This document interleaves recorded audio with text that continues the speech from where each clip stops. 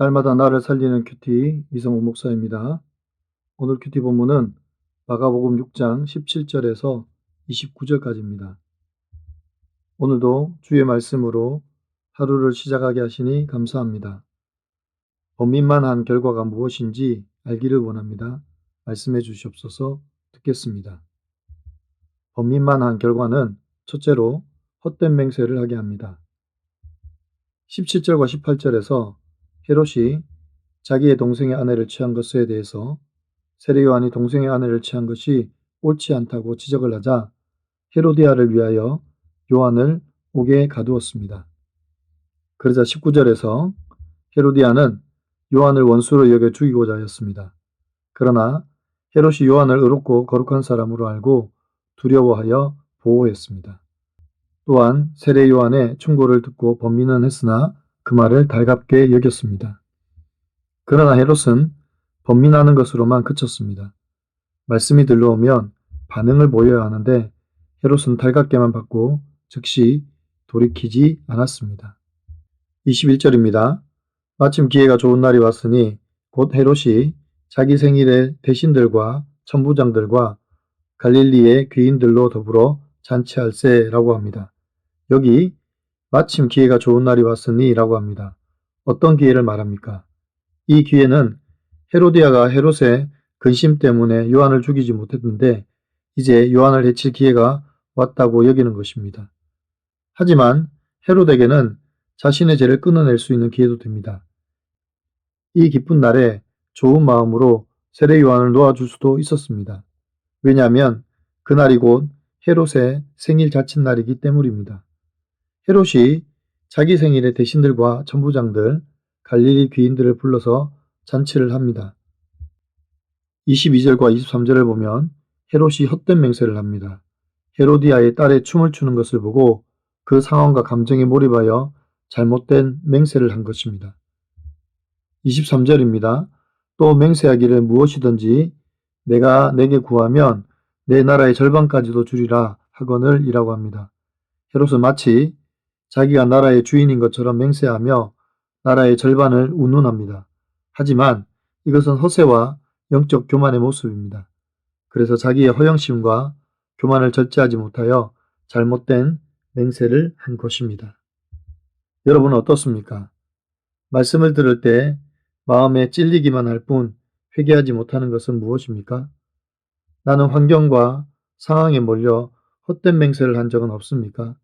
그래서 그 맹세를 지켰습니까? 아니면 돌이켜 취소했습니까? 번민만 한 결과는 둘째로 돌이킬 수 없는 죄를 짓게 합니다. 24절과 25절입니다. 그가 나가서 그 어머니에게 말하되 내가 무엇을 구하리이까? 그 어머니가 이르되 세례 요한의 머리를 구하라 하니 그가 곧 왕에게 급히 들어가 구하여 이르되 세례 요한의 머리를 소반에 얹어 곧 내게 주기를 원하옵나이다 하니라고 합니다. 헤롯의 헛된 맹세는 즉각적으로 악한 영향력을 행사하게 합니다. 헤로디아의 딸이 그의 어머니에게 가서 무엇을 구할지 묻자 헤로디아는 기다렸다는 듯이 세례 요한의 머리를 구하라고 합니다. 헤롯이 상황과 감정에 몰입하여 있는 동안 헤로디아와 그의 딸은 세례 요한의 머리를 요구하는 무서운 계획이 완성된 것입니다. 26절에서 헤롯이 매우 근심은 하지만 많은 관원들과 그 앉은 자들 앞에서 한 맹세이기 때문에 거절할 수가 없었습니다. 그래서 왕의 시위병 하나를 보내어 요한의 머리를 가져오라고 명령합니다. 그러자 그 사람이 나가서 옥에서 요한의 목을 베었습니다. 그리고 28절에서 그 머리를 소반에 얹어다가 그 소녀에게 건네줍니다. 그리고 그 소녀는 이것을 그의 어머니에게 줍니다.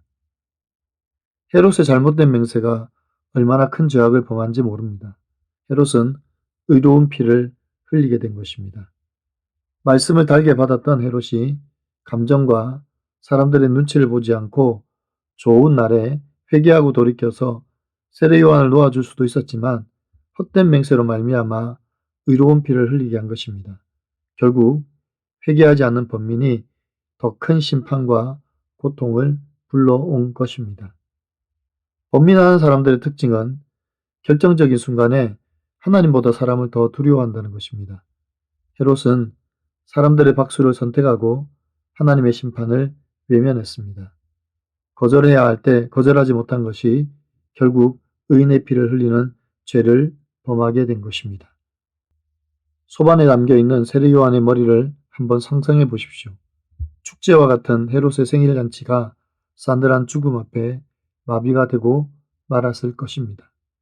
이처럼 번민과 잘못된 선택은 자기뿐만 아니라 주위의 모든 사람들을 괴롭게 만들 수 있습니다. 적용해 보세요.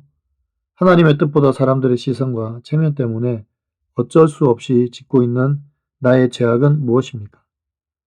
하나님께서 주신 회개의 기회를 번민이라는 이름으로 미루고 있지는 않습니까? 오늘 큐티 묵상 간증은 피는 못 속여 라는 제목의 한 성도님의 묵상 간증입니다. 이북이 고향이신 아버지는 성품이 워낙 좋으셔서 동네 사람들이 다 따랐고 저는 그런 아버지를 존경했습니다. 그런데 어느 날 아버지는 시골집 재산을 정리해 사업을 한다며 서울로 가셨습니다.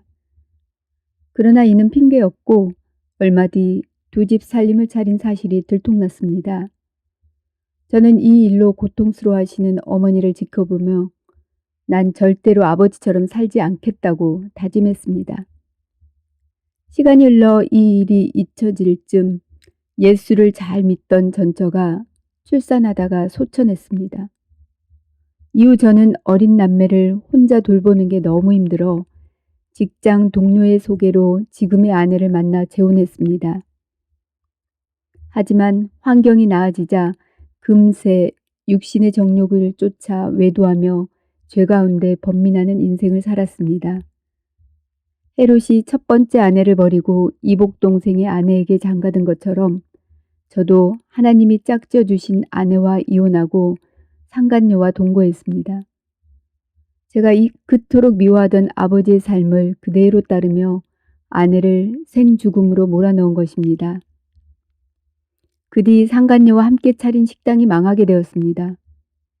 겸손한 환경이 되자 저는 이혼 후 아내가 보내오던 당신이 나 때문에 수고하고 있네요. 미안해요. 라는 문자 메시지가 생각났습니다.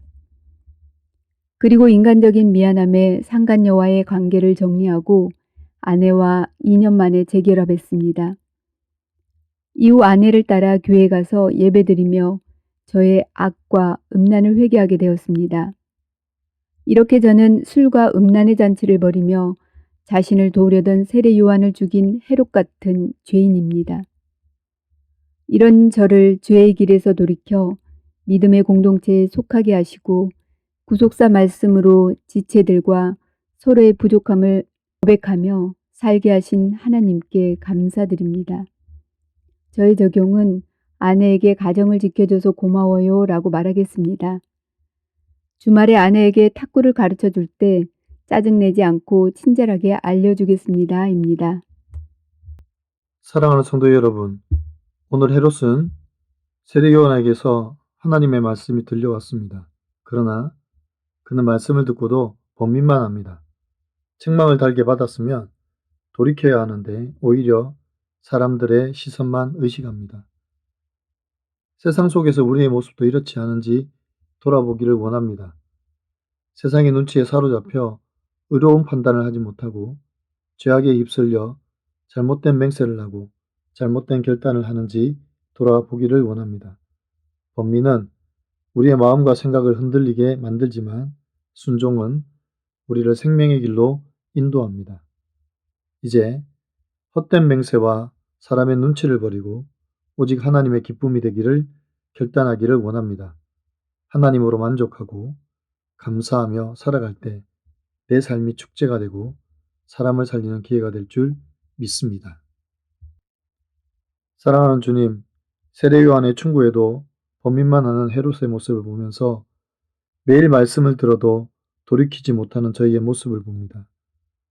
죄를 깨달았음에도 돌이키지 않고 머뭇거리고 있는 저희를 용서하여 주시옵소서. 사람들의 시선과 체면 혹은 나의 허영심과 교만 때문에 헛된 맹세를 하고 잘못된 약속을 바로잡지 못하는 저희를 불쌍히 여겨주시고 세상의 박수가 아니라 하나님의 말씀의 교훈을 따라가기 위해 힘쓰는 저희가 되게 하여 주시옵소서. 이제 진리 위에 서서 예와 아니오를 분명히 할 수 있는 믿음을 주시고 하나님 한 분만으로 만족과 기쁨으로 삼고 살아가게 도와 주시옵소서. 그래서 우리의 삶이 그리스도 예수 안에서 축제가 되게 하시고 이 축제에 많은 사람들을 초대하는 저희가 되게 하여 주시옵소서. 우리 주 예수 그리스도의 이름으로 간절히 기도하옵나이다. 아멘.